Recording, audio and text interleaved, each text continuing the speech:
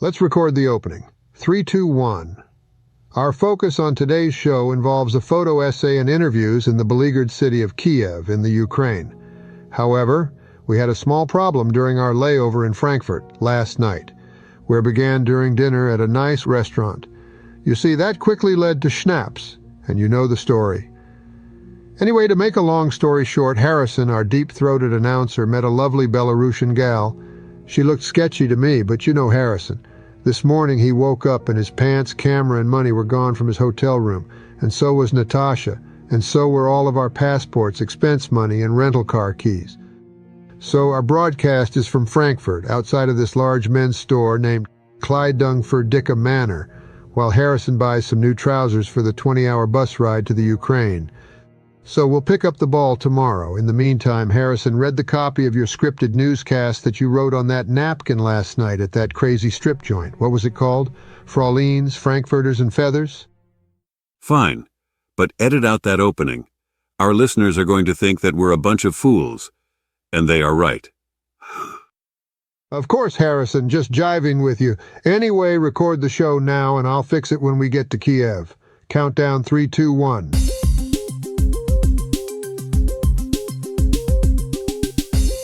Ukraine, teetering on the brink of collapse in its relentless struggle against the Russian Goliath, finds itself betrayed and abandoned, its valiant forces exhausted, depleted, and demoralized after a gut-wrenching defeat in Avdiivka.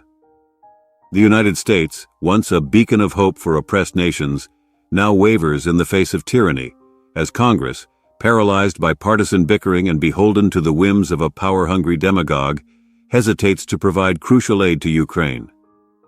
House Speaker Mike Johnson, spineless and subservient to the Trumpian echo chamber, callously disregards the cries for help from a besieged ally, shamelessly sacrificing Ukraine's fate on the altar of political expediency.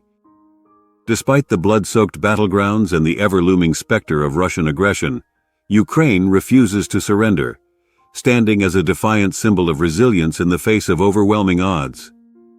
Ukraine's valiant struggle is marred by the tragic reality of a war-torn nation, plagued by internal strife, dwindling resources, and a dearth of ammunition, pushing its heroic defenders to the brink of despair. Vladimir Putin, the autocratic czar of a resurgent Russian empire, gleefully revels in the chaos unleashed upon Ukraine, emboldened by the cowardice and incompetence of Western leaders who dare not challenge his reign of terror. The iron fist of the Kremlin tightens its grip on dissenters and dissidents, as Putin's henchmen unleash a reign of terror upon anyone who dares to defy his authoritarian rule, leaving a trail of broken bodies and shattered dreams in their wake. Ukraine, a beacon of hope for democracy in a region rife with despotism and oppression, finds itself besieged on all sides by the machinations of Putin's regime, fighting tooth and nail to preserve its hard-won freedoms. While European nations offer tepid gestures of support, their hollow promises do little to alleviate the suffering of Ukraine, leaving it to fend for itself against the might of the Russian war machine. The once proud champions of democracy within the Republican Party have fallen silent, their voices drowned out by the cacophony of sycophants and sellouts as they betray the very principles they once held dear in a shameful display of cowardice and hypocrisy. And there has been a big reaction from most of the folks affected. Here are some of the comments and opinions, in fact, the best from over 1,000 submissions. I think the question is less does he see, than does he care. Because I see no other driving force for Speaker Johnson than doing Trump's bidding and turning this nation into a Christian theology. Anything else is unimportant to him. Johnson is incompetent, and he is being manipulated by the clown puppet who is being manipulated by Putin. Force the vote in the House. It will pass, and Johnson will get fired by Gates and MTG. Dems take back the House in 2024. Hang on, Ukraine. Help will be coming. He wants an Eastern Orthodox Christian theocratic state because that's what his lord and master, Putin, has told him. It's lazy to invoke Hitler because, let's face it, nothing compares to the atrocities he committed, save for Pol Pot and Stalin. But I think it's fair to compare Johnson to Neville Chamberlain. I agree wholeheartedly. Without the Republican admiration of Putin, would Neville still be alive? Putin is emboldened by the admiration of such as Trump, Carlson, and now Johnson, the small fish in that pond. I'd send Johnson the number for Dial-A-Spine, but since he avoids reporters by holding a dead phone to his head, it proves he's not competent to use one. Or maybe the phone works, but it's his head that's dead. Everyone can see that Johnson is prioritizing Trump's agenda of allowing Ukraine to fall and then blaming Biden for the chaos. Johnson is not going to change. He knows he will lose his dream job if he brings a bill to the floor. Pretending that Johnson might become patriotic clarifies nothing. This editorial may be a well-meaning, satisfying rant, but it is pointless. Better to speak the truth about Johnson's corruption. The only path forward is for a handful of Republican House members to sign on to a discharge petition. The skinny bill that Mark Thyssen argues for is dumb and won't get enough votes. I have a story tip. Whatever happened to separation of church and state?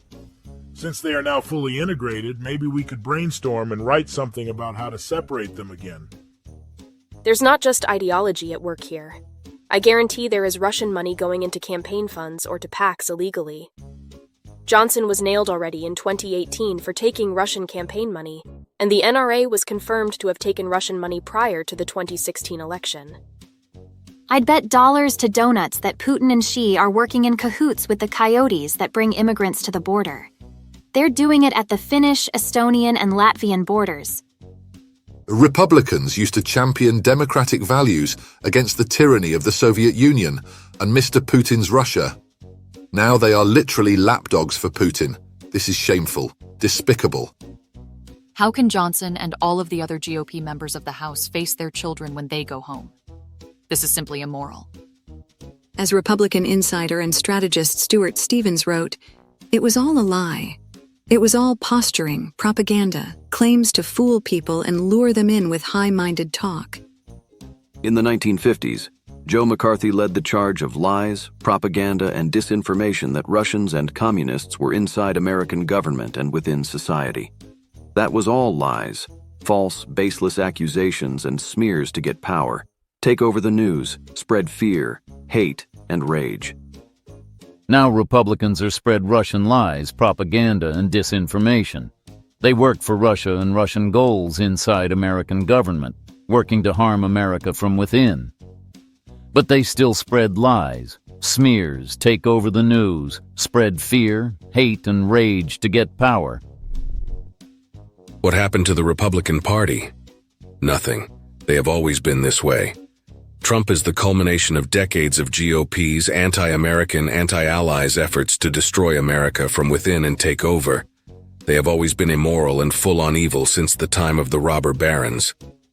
Some people want to pretend that evil doesn't exist, or that somehow Republicans are forced to do these things through compromat or other imaginary fantasy means. That too is a lie. Republicans do what they are doing because they want to do it. Trump is their choice. They created this. Now they pretend and set up excuses I was forced for later justification. Every Democrat faces the same threats and issues as Republicans.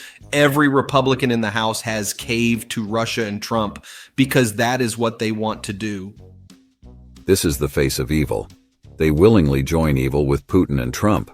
It is not forced on them. Republicans like it. The claim Johnson is in trouble of being removed is nonsense. Republicans are the ones that put him there and can keep him there. This is 100% a Republican problem. But they don't see this as a problem. They see Ukraine being beaten as victory for them. And there you have it, folks. And to summarize today's show, we present His Eminence, the Honorable Judgy Judgerston, for final comments.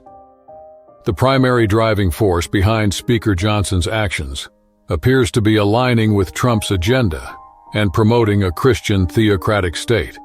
This is evidenced by his perceived disregard for other priorities and his focus on turning the nation into a Christian theology. Speaker Johnson is portrayed as incompetent and easily manipulated, particularly by figures like Trump and Putin.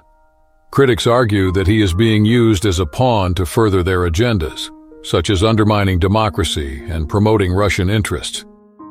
There is a call for urgent action to address Russian influence and aggression, particularly in relation to Ukraine. It is suggested that failure to confront Putin's actions could lead to dire consequences, both for Ukraine and for global stability.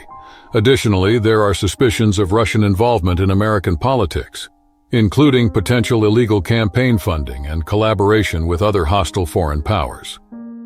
Look, folks, I'm not going to lie to you. I've seen hundreds, thousands of organizations who, one way or another, ran afoul of the law, but most of them worked hard at covering up their ineptitude. But the Republican Party, it is in a league of its own. I'm predicting, here and now, that you are going to see over 100 Republican congressmen, senators, and high officials face criminal and civil action for their crimes.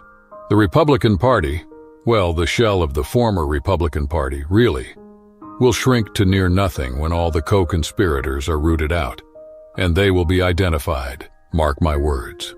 Look for the largest single scandal in American political history play out. I am not kidding.